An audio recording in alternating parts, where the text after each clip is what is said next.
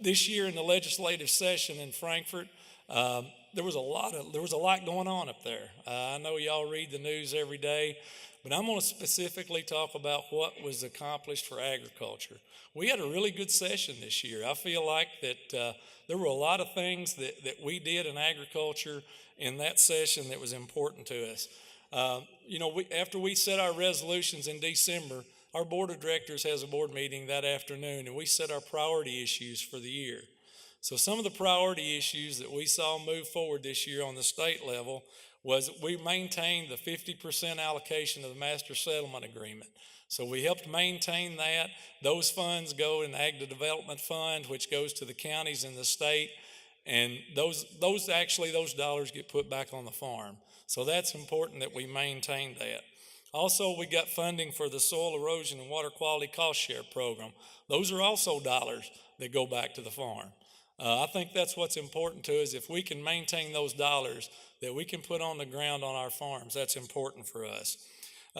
We also have always sought adequate funding for the Department of Agriculture.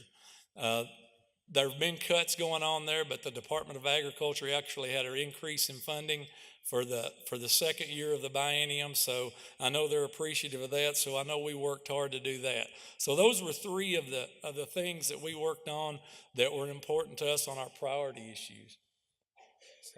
Oh, I'm sorry. I thought something.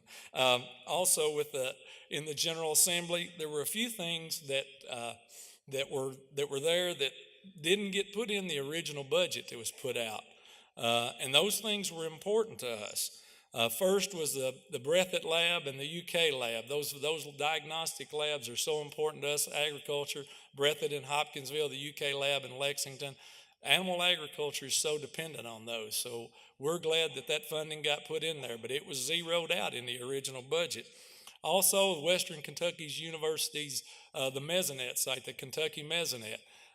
That group is expanding, they're growing, they're looking at new markets, they're putting in new programs. I know there's some counties here that have actually just put in some Mesonet sites. We think that's important for agriculture. Farm Service Agency, all those groups use the Mesonet as they're doing some of their programs they have.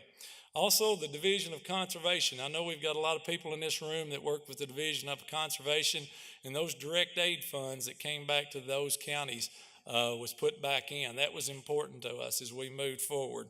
Also, the Adult Ag Program, that funding was cut out, but it got put back in. So those are some of the funds that we had to work really hard, and it takes all of us in this room.